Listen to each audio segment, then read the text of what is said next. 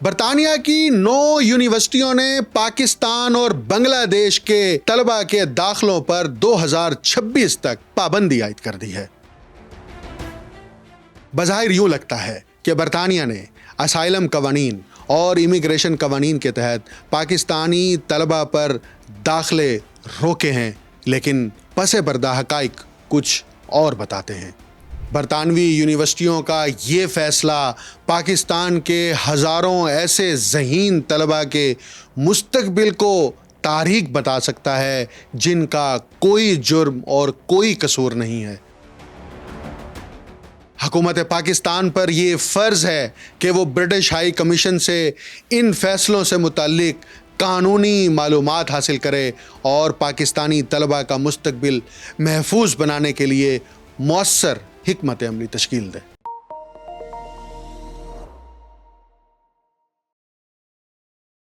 आप देख रहे हैं untold story with doctor Akmal Soomro. बरतानिया एक बार फिर अपनी लिबरल अक़दार और तालीमी रवादारी के दावों के बरक्स पॉलिसियों की तरफ लौट रहा है। वही बरतानिया जो दुनिया भर के ज़हीन तलबा को अपनी इल्मी बरतरी का सबूत बनाकर पेश करता है, अब पाकिस्तानी और बांग्लादेशी नौजवानों के लिए दरवाजे तंग कर रहा है। इसके इमिग्रेशन निज़ाम की दहाइयों पुरानी कमज़ोरियाँ और दोहरे मेयार एक बार फिर सामने आ गए हैं, जहां असल मसले को हल करने के बजाय तरक्की पजीर ममालिक के तलबा को हाई रिस्क करार देकर कुर्बानी का बकरा बनाया जा रहा है। ये फैसला महज एक इंतज़ामी रद्द अमल नहीं, बल्कि ग्लोबल साउथ से आने वाले जहनों को मशकूक बनाने की एक नई मिसाल है।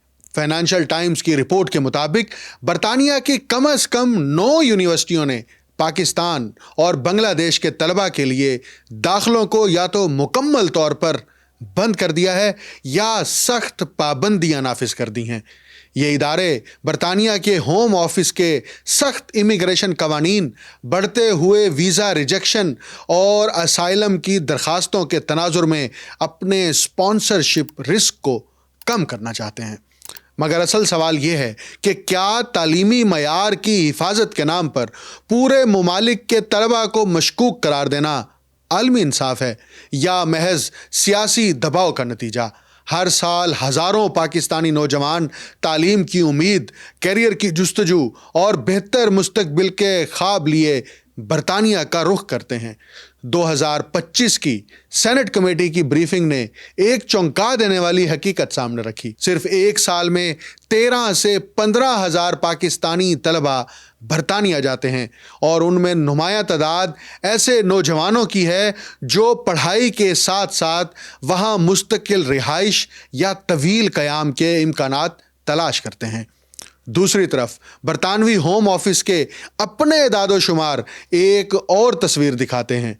माली साल ख़त्म होने वाले जून 2025 तक बरतानिया ने पाकिस्तानी तलबा को 37,013 स्टडी वीज़े जारी किए, जो दुनिया भर से आने वाले तलबा में पाकिस्तान को तीसरा सबसे बड़ा ग्रुप बनाते हैं। ये महज एदादो शुमार नहीं, बल्कि इस हकीकत का ऐलान है कि पाकिस्तान की नौजवान नस्ल बरतानिया के इल्मी दारुल हुकूमत के लिए एक बुनियादी सतून बन चुकी है। एक और रिसर्च रिपोर्ट के मुताबिक आज बरतानिया की यूनिवर्सिटियों में 45,720 पाकिस्तानी तलबा ज़ेर तालीम हैं, जो पिछले साल की निस्बत 32% का हैरान कुन इजाफा है।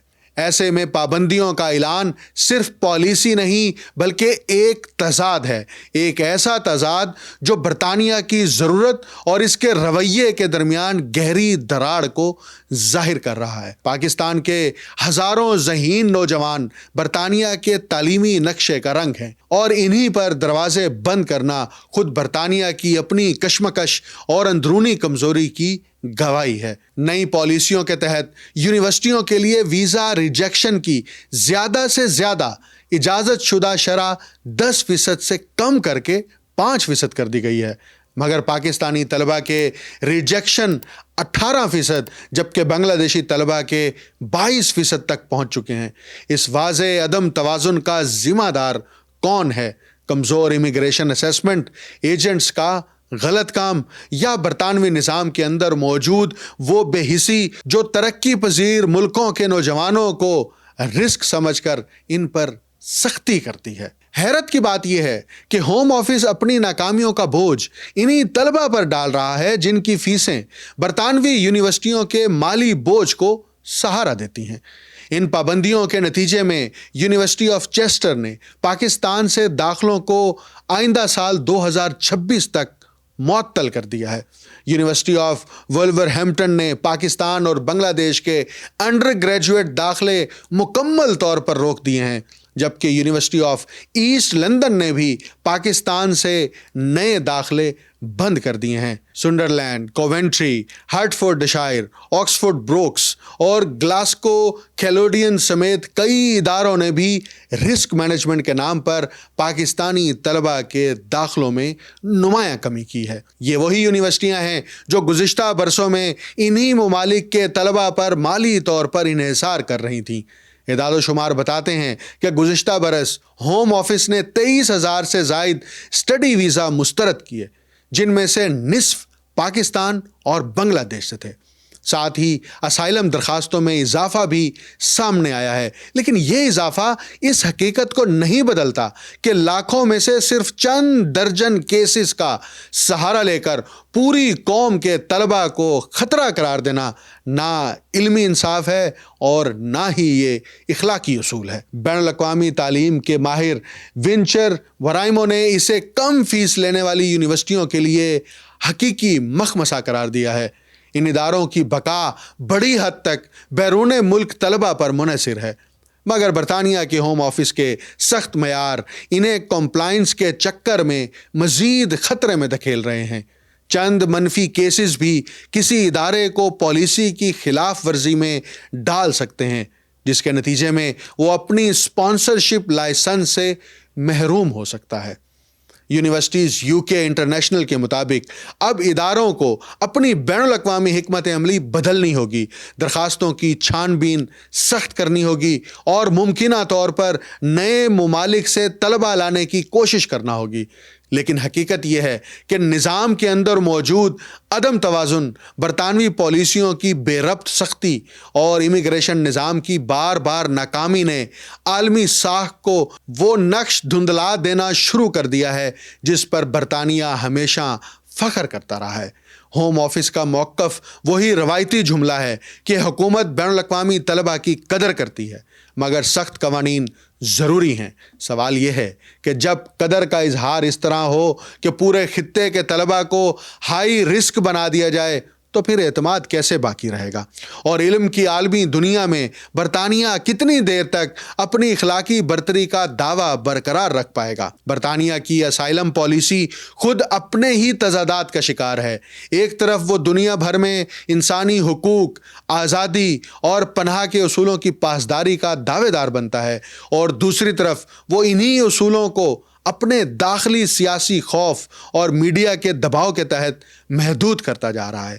بین الاقوامی طلبہ کی اسائلم درخواستوں میں اضافہ ایک حقیقت ہے، مگر اصل سوال یہ ہے کہ کیا یہ اضافہ برطانیہ کے اپنے امیگریشن نظام کے بحران کی نشاندہی نہیں کرتا؟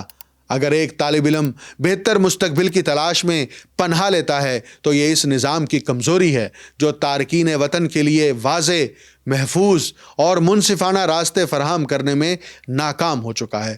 اسے غلط استعمال کہہ کر پورے خطے کے طلبہ کو مشکور قرار دینا دراصل اپنی نااہلیوں پر پردہ ڈالنے کا آسان ترین طریقہ ہے۔ بریگزٹ کے بعد برطانیہ عالمی سیاست، تجارت اور تعلیم کے میدان میں اپنی کھوئی ہوئی طاقت اور اثر و رسوخ تلاش کرنے کی مسلسل کوشش میں ہے، مگر حقیقت یہ ہے کہ یہ ملک اب اپنے ہی بنائے ہوئے دائرے میں قید ہو چکا ہے۔ یورپی یونین سے علیحدگی نے نہ صرف معاشی جھٹکے دیے بلکہ عالمی طلبہ کے اعتماد کو بھی شدید نقصان پہنچایا۔ دانشورانہ دنیا میں برطانیہ کی کشش کم ہوتی جا رہی ہے، اور اس کا جواب نئی پابندیوں، سخت امیگریشن قوانین اور ہائی رسک ممالک کی فہرستوں میں نہیں مل سکتا۔ بریگزٹ نے برطانیہ کو ایک ایسے موڑ پر لا کھڑا کیا ہے جہاں وہ عالمی علم و تحقیق کے مرکز کے طور پر اپنی حیثیت کھو سکتا ہے اور اب وہ اپنی ناکامی کا الزام بھی انہی ممالک پر ڈال رہا ہے جن کے طلبہ نے دہائیوں تک اس کے کیمپسز کو زندہ رکھا۔ برطانیہ بظاہر ایک بار پھر اپنی بقا کی جنگ لڑتا دکھائی دیتا ہے، اور یہ جنگ بیرونی نہیں، خالصتاً اندرونی ہے۔ بریگزٹ کے بعد کی معاشی گراوٹ، سیاسی عدم استحکام، کمزور ہوتا پبلک سیکٹر، ٹوٹ پھوٹ کے شکار امیگریشن ادارے اور عالمی سطح پر گرتی ہوئی ساکھ، یہ سب مل کر اس حقیقت کو بے نقاب کر رہے ہیں کہ برطانیہ کی طاقت کا پرانا تصور اب اپنی اصل شکل کھو چکا ہے۔ ایک ایسا ملک جو کبھی علمی دنیا کا مرکز اور جمہوری استحکام کی مثال سمجھا جاتا تھا، آج اپنے ہی داخلی دباؤ میں جھول رہا ہے۔ یونیورسٹیوں کی مالی کمزوری، مہنگائی کی بلند ترین سطحیں، لیبر مارکیٹ کا بحران، نیشنل ہیلتھ سسٹم اور سیاسی قیادت کی بار بار ناکامی، یہ سب اس بات کی طرف اشارہ ہے کہ برطانیہ اب رد عمل کی سیاست پر چل رہا ہے، حکمت عملی کی سیاست پر نہیں چل رہا۔ ایسے میں اعداد و شمار، پالیسیز، پابندیاں اور ہائی رسک ممالک کی فہرستیں دراصل اس گہری کمزوری کو چھپانے کی کوشش ہیں جس نے ریاستی اعتماد کو اندر سے کھوکھلا کر دیا ہے۔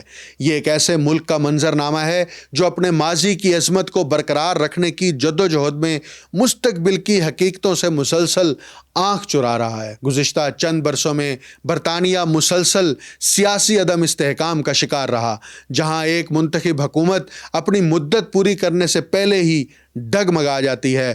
تھریسا مے سے لے کر بورس جانسن، لیز ٹرس اور رشی سوناک تک وزرائے اعظم اس تیزی سے بدلتے رہے کہ ملک میں پالیسیوں کا تسلسل اور حکمرانی کا اعتماد شدید متاثر ہوا۔ یہ تیز رفتار تبدیلیاں اس بات کا ثبوت ہیں کہ برطانیہ کی سیاسی قیادت داخلی دباؤ، معاشی بحران اور عوامی بے اعتمادی کے بوجھ تلے مستقل طور پر لڑ کھڑا رہی ہے۔ برطانیہ کی یونیورسٹیوں کی جانب سے پاکستانی طلبہ پر پابندی کے بعد حکومت پاکستان کے لیے فوری طور پر ایک جامع اور حکمت عملی پر مبنی رد عمل ناگزیر ہو گیا ہے۔ سب سے پہلے حکومت کو سفارتی سطح پر باضابطہ احتجاج کرتے ہوئے برٹش ہائی کمیشن سے ان فیصلوں کی قانونی اور انتظامی بنیاد واضح طور پر طلب کرنی چاہیے، اور یہ باور کرانا چاہیے کہ پاکستانی طلبہ کو یک طرفہ پابندیوں کا نشانہ بنانا تعلیمی اصولوں کے منافی ہے۔ اسی کے ساتھ پاکستان میں برطانوی جامعات کے networks, transnational education programmes اور فرنچائز ڈگریوں کا آڈٹ کرنا چاہیے تاکہ امتیازی سلوک کی صورت میں فوری اقدامات کیے جا سکیں۔ حکومت کو چاہیے کہ برطانیہ کے ساتھ ایک مشترکہ تعلیمی کمیشن کی تشکیل کی تجویز دے تاکہ طلبہ کے ویزے، امیگریشن اور اسکالرشپ پالیسیوں پر پیشگی مشاورت ممکن ہو اور پالیسی فیصلے اچانک یا غیر منصفانہ نہ ہوں۔ اسی دوران پاکستانی طلبہ کے لیے متبادل ممالک جیسے یورپی یونین، خلیجی ریاستیں اور ایشیائی ممالک کے ساتھ مشترکہ پروگرامز، اسکالرشپس اور ریسرچ پارٹنرشپ کو فروغ دینا بھی ضروری ہے تاکہ بیرونی انحصار کم ہو اور طلبہ کی علمی آزادی برقرار رہے۔ اسی حکمت عملی کے تحت حکومت کو برطانیہ میں قانونی معاونت کے لیے خصوصی سیل قائم کرنا چاہیے جو پاکستانی طلبہ کو ویزا، امیگریشن اور دیگر قانونی مسائل میں فوری رہنمائی فراہم کرے۔ اندرونی سطح پر پاکستانی یونیورسٹیوں کی ریسرچ، فیکلٹی ایکسچینج پروگرامز اور بین الاقوامی رینکنگز کو مضبوط بنانے کے لیے فنڈز اور وسائل بڑھانے کی ضرورت ہے تاکہ ملکی تعلیمی نظام عالمی مقابلے کے قابل بنے اور طلبہ کے لیے برطانیہ پر انحصار کم ہو۔ حکومت کو ہر قدم پر قومی مفاد کو مقدم رکھتے ہوئے رد عمل دینا چاہیے۔ ناانصافی پر خاموش نہیں رہنا مگر تعلقات کو نقصان پہنچانے سے بھی گریز کرنا ہے۔ یہ حکمت عملی برطانیہ کی سخت پالیسیوں کا مؤثر جواب ہوگی اور پاکستان کے طلبہ، یونیورسٹیوں اور علمی مفادات کو تحفظ فراہم کرے گی۔ مجھے ڈاکٹر اکمل سومرو کو اجازت دیجیے۔ اللہ حافظ۔